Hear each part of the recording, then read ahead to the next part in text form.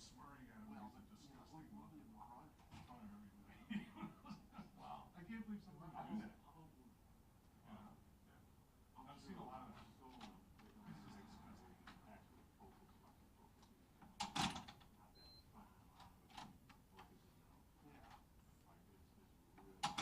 I have no problem saying something to somebody. I really don't. Yeah. I mean, you gotta be dead on. Well, the sun's not perfect or whatever. They don't look so good. So you don't have any. How you doing? How are you doing?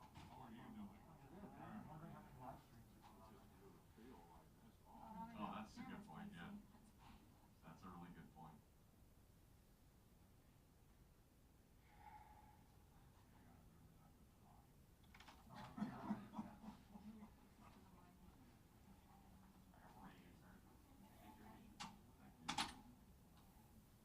He's going to stand right there. That's okay with you, Eugene, right?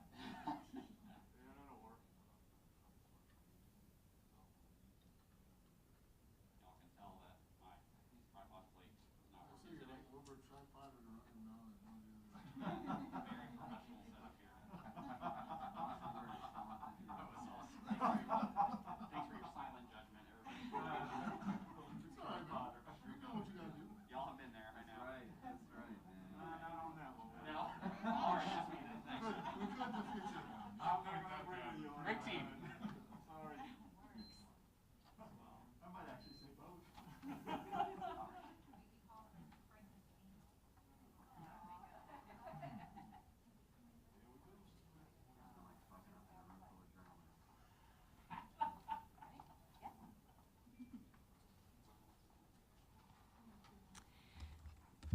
Good afternoon, everybody. Thank you for being here. I'm Nikki Fried. I'm Florida's Commissioner of Agriculture and Consumer Services.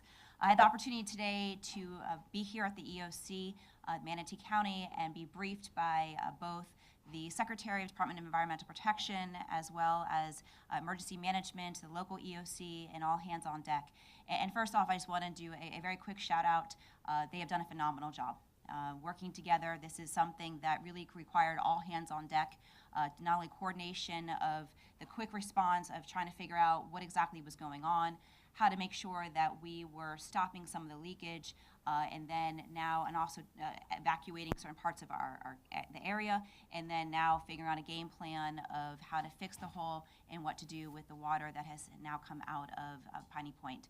So from what I have been told earlier today is that over the last 24 hours, that the emergency has kind of de-escalated, that they're going to be able to start opening up some of the areas onto the highways, as well as reducing some of the evacuation zone, that they've been able to slow a lot of the leak because they've been able to pump out a lot of the water. My concerns and my questions really surrounded where is the water going, how is it being treated, and what is the game plan going forward. And they're still working with not only all of the experts here in the state, but we have the Army Corps of Engineers that have also come onto site to start coming up with game plans of how to fix the leak. And from my understanding, they've got some additional equipment that's coming in from out of state that are going to be able to get into the actual water to look at it, figure out where the leak is coming from, and then patch it up. And I emphasize significantly that it's not enough for us to just be patching this up. What is the plan to actually fix this going forward, that this doesn't happen again? And to also make sure that we have the appropriate parties who are going to be paying for this. This is something that has been in the making since the late 90s. I think everybody in this community is well aware of Piney Point and some of the issues that have been happening over the course of the last 20 years. And unfortunately, there has been a lot of balls that have been dropped along the process. And so it is our job now to make sure that we deal with the immediate issues, that we fix the permanent problem, but really take a deep dive look into, are our regulations enough? What is happening here, and making sure that we've got different types of stacks like this all over our state, and that we are not going to be putting ourselves into a situation where we have another man-made disaster in other parts of our state. So I know that all hands are on deck. My team has been in the last 24, 48 hours using some of our water experts to come up with some other outside-the-box ideas of things that we have seen on agricultural land. First and foremost, I want everybody to know this is not considered agricultural land. This is overseen by the Department of Environmental Protection and licensing of all mining activities by DEP. But we want to be a good cooperative actors, and so we are going outside the box, thinking of ways to help with remediation and to make sure that the water is safe, not only for the local residents, also we have some farming area and some agriculture a little bit northeast, and obviously aquaculture in the bay. So it's all hands on deck, and right now, from what I've been told, there are not concerns on the water quality, that EPA and DEP have tested the water. They still feel it at a pretty safe levels, but of course, they're going to continue to monitor it to make sure that nothing escalates with different waters coming out from different parts of the pond. But I have been joined here today as well by our fantastic state senator, Janet Cruz, who also has been monitoring the situation and was also on site with me earlier today. Thank you. Thank you very much, Commissioner. And I do want to thank Commissioner Fried for being so inclusive. I called her just last night and asked her if I could be part of this, and she welcomed me with open arms. And you know what we're seeing today, in my opinion, is that we are really paying for the sins of our fathers. And when I say that, I mean our former elected officials who turned a blind eye to what's happening here. There were local officials and local residents who have complained for ages about what's happening at Piney Point, but no one paid attention. And now I read this morning that the Senate is going to amend our budget. We're supposed to receive $11 billion in relief money, federal relief money, and the commitment is to put $200 million here to fix this. This is private property.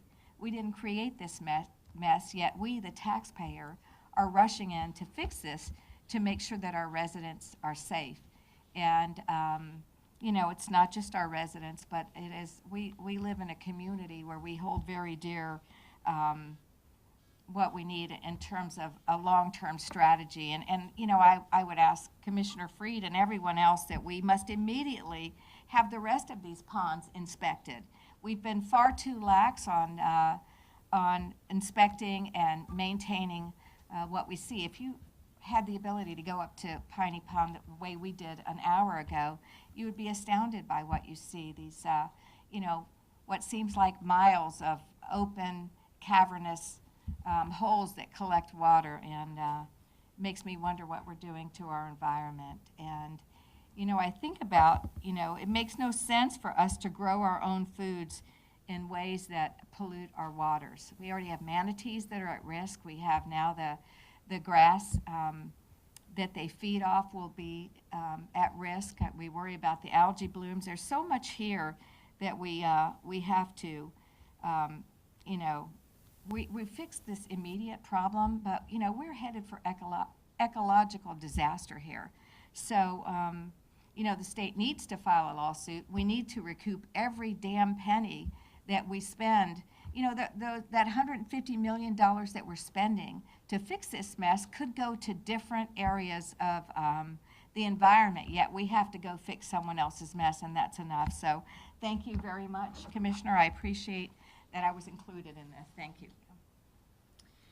And just on the final note is, you know, the Senator is correct. This has been something that has been in the works for 20 plus years. And the residents here and their own company has reported issues, and unfortunately, it nothing was done, and they completely turned a blind eye to the situation. And also fully aware that there are other ponds across our state that have similar leaks that we need to really get ahead of. Because this is disastrous. If they were not able to slow down the water coming out of the leak, and you had 480 million gallons of water that would have just seeped into this community, not only would it have devastated homes around the area, the natural gas plant that is immediately next to it would have been taken down and would have really destroyed 3 counties worth of energy supply. You also would have had all of this water going into the bays and other fresh water, which is what red tide, feeds off of, and we would have had another red tide disaster like we had a couple of years ago.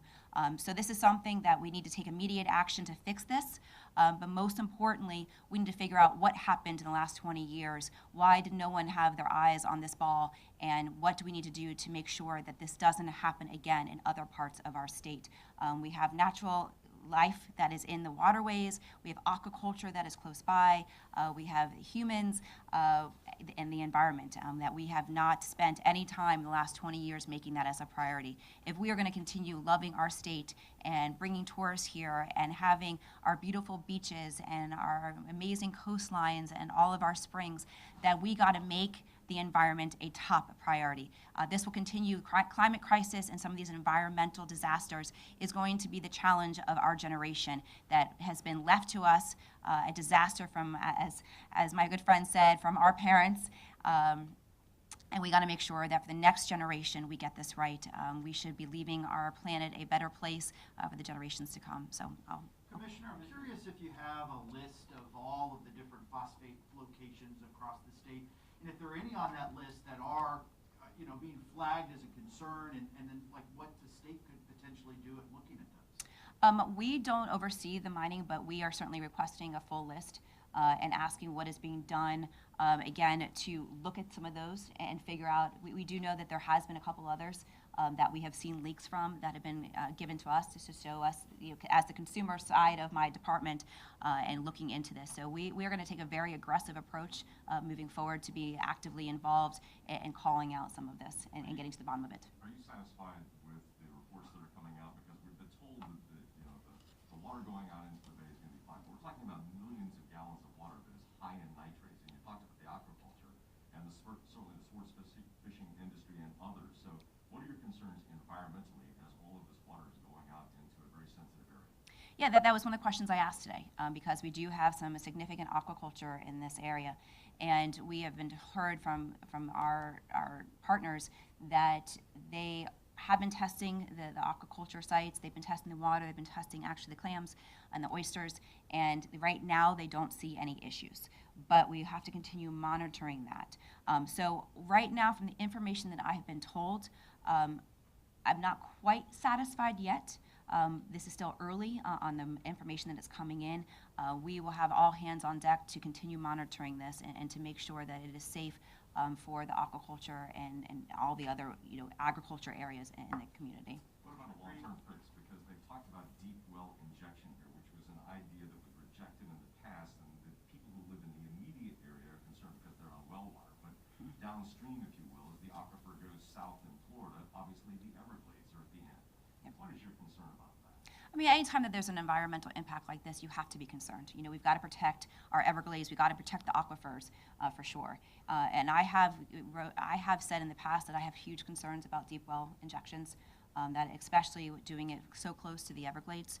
So this is something that I'm continuing to be concerned about. I don't think that is a solution at all, and that there's got to be a better way to clean this water, to either dredge it out, clean it, and then if they have to put it someplace else, at least the water is clean. But dredging it, and putting in deep wells, I don't think is a solution. Commissioner Fried, just how much of this wastewater has made its way into the surrounding waterways? And you said that this is pretty safe levels. It's not 100% safe, so there's got to be some concern. We've all heard it in this room. Mm-hmm. So can you put a number on the amount of gallons that's gone in? And also, to follow up on that, there's going to be water quality issues. What are you going to be doing to make sure that testing ramps up on that, or what is going to be done? I'm not quite sure about the exact gallons. I can certainly find out and get you some answers. In the tens of millions, perhaps? Well, from what I have been told, 100 million has been pumped out Into the water. into different parts of, some of it into there's adjacent ponds. Some of the water has gone into the adjacent ponds. Some has gone into the waterways. So they're kind of dispersing it so that it's not a direct impact into one general area. And so what we have asked from DEP is to keep us in the loop. They're the ones who are charged with the responsibility of testing the water quality, they're the regulators of all of this. And so I had the same, again, ask questions like, I'm somebody, I like, if I'm gonna be drinking my water, I wanna hear 100% that it's safe. And they are working on it. There, of course, is nutrients and phosphorus that's coming out, which is not safe. And so as they're taking that out, figuring out if it's getting into the aquifers in some of the areas, where that's going into the Fresh Bay areas, and again, trying to minimize the impact both on the humans and then the impact of the environment, and finding ways to actually clean it out. There are 2 companies, what I've been told from DEP, that are going to be coming in and actually helping to remediate some of the water that has already come out. And again, my team is going to be utilizing some other of our resources that we have on agricultural land to be using as proposals for DEP to see if there's other ways. It's going to be all hands on deck, including we have a terrific pilot project that is happening around Lake Okeechobee that is utilizing hemp to actually absorb some of the nutrients. And so the pilot project right now is doing some research to see what happens, because a lot of this water is salt water, and whether or not that has any impact on the growing of hemp, and if hemp would be a viable solution of many on this area. Bottom line, though, of that 100 million gallons that's been pumped out, you really can't put a figure on how much of it's made its way into the waterways and freshwater. I don't, but I'm sure there's people here inside the EOC who might have a more definitive answer for you. Did you go look at the bay today? I did. And what did it look like? And what were your thoughts when you looked at it? You know, when we saw it, there you definitely can see where a lot of the water has come down and receded. You saw where they actually were pumping out. We were able to see kind of where some of the lining was around the outer side, where the other 2 basins were that some of the water was going into. I asked a lot of questions about what is the quality of water in those areas to make sure that there wasn't radioactivity in that area, because my guess is that if one is not stable, my guess would be that some of them others around that area may not be as well. But it seemed from when we looked at it that they had it under control as much as something like this can be under control. And now moving forward, try to buy some more time to now fix the leak. And it's, like I said, it's a patchwork. My comment to them was, I don't want to hear a patchwork. I want a solution to fix this forever. But did you see the bay? Did you go and take a look at where the water came out? No, we were just up at the top of the stacks. So we don't know what that looks like. We were not there to see that, no. Commissioner, to follow up on that, do you believe at this point the threat of a full-blown crisis has abated? Yeah, we do. I do. Yeah. I do. I felt quite confident, actually. And we saw the divers preparing. They're actually going to dive in and take a look at the liner and see if they can determine the extent of the breach. But they also made us feel very comfortable in knowing that it is just 1 leak and not 2. And, it looks very under control. When you take a look at the area itself, you can see the line rings around the liner, where you can see that the water has subsided, which they have convinced us takes much pressure off of the area that's breached, so that they feel as if they're under control and, feel as if we're not in the imminent danger that we thought just a few days ago. That's the short-term crisis. What about the long-term crisis? Still no. Well, that's a damn good question, isn't it? I mean, we have 28 of these around the state, and I think most immediately, we have to demand that we get out and inspect these so that we don't have this in other areas over and over again. We haven't done much in the way of those kind of inspections. I don't think it's private property, but when cleaning up private property costs taxpayer dollars, then it's time to get in and take a look. And I think part of it too is it is private land, but just like every other land, that there's someone who is a regulator over that land. And I think that there should be questions of, has there been too much deregulation that's occurred over the last 20 years? Do we need to be upping our standard, the frequency of testing? And while there are private partners that private property, are we as a state, who is ultimately the one who pays the price for sometimes corporate bad actors, we as taxpayers, the environment, the people that live in this community, we pay the ultimate price. And so are we doing enough to prevent these things from happening? My guess and my gut today says no. And so we've got to be asking some really serious questions of what do we need to be doing to create better regulations, more oversight, more accountability, and really take a look at, is this the appropriate process to begin with? on some of these mining lands. Because if you look, I mean, Florida is one of the most amazing states in the nation and some of the best natural resources in the world. And if we are destroying our environment and not doing anything to protect it, we are destroying the future of our state, and we cannot afford to do that. And if we had done what was right 20 years ago, and every subsequent administration since, if we had done what was right back then, we might not be on the hook right now for $200 million or whatever the end up cost is. And that is just for a temporary fix and not for the permanent solutions. Sounds frustrating, like you're holding the bag here for, like you said, the sins of your fathers, people that Well, just I mean, passed the buck and continue you know, to pass the buck. there will be 200 million to begin with, but heaven knows where this really goes. And the truth of the matter is that I am frustrated. We are frustrated. We have to take taxpayer dollars that we could use somewhere else environmentally, and we have to fix, mistakes made years ago, and rules that were probably not quite as strict as they should have been. And here we are now today facing this. But we're going to fix this, and we're going to make people feel safe, and we're going to take money in a COVID economy, in a COVID budget where we have shortfalls already, and we're going to fix this and make sure that the residents in this Bradenton area are safe. But going forward, we have to make sure that we don't have the taxpayers on the hook to fix it again. So those are the next steps. Senator, you mentioned a lawsuit against the company. Do you support using funds from the American Rescue Plan and then filing the lawsuit? Is that something that's Well, realistic? I mean that's what the intention is now. Today, the Senate has amended their budget proposal to take this money and fix this right away, and make sure that our citizens are safe. But and then I heard stories about this particular company. This is not Mosaic. This is another company, and they walk away from this and leave this here. And you had city councilmen, county commissioners, residents in the area complaining about this forever, and no one pays attention. No one puts any money toward this because you're trying to figure out where we get the money from. But this company's not bankrupt, so I am sure that the commissioner and the governor, or maybe the governor commissioner, will go after this in the future. Last one. I would ask one other thing. This morning in the Manatee County Commission meeting, they suggested that there was not going to be a significant impact to marine life. Do you both share that opinion? I'm still to wait and see, because we know that if the water comes out and gets into, we're already seeing aquaculture concerned, and we certainly are seeing that, again, if this gets into the bay and we have fresh water, and that's what creates the red tide kills all the marine life. I know that they are watching that. You've got kind of three different arms here inside of the county. You've got, obviously the people. So you've got the Emergency Operations Center, who's focused on the residents. And then you've got Department of Environmental Protection, who's worried about the environmental impact, which is part of this, coming up with a plan that is not getting into the fresh water to create that red tide. And then you've got Emergency Management, who's working with the Army Corps to kind of fix some of it. So it's all, all cylinders are moving. But of course, how can you not have some concern?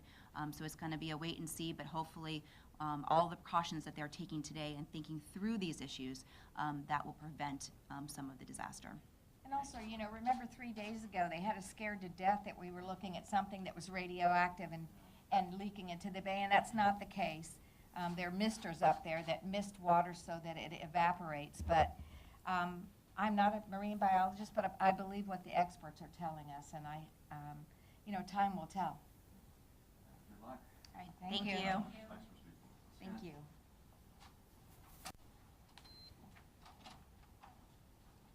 Thank you all.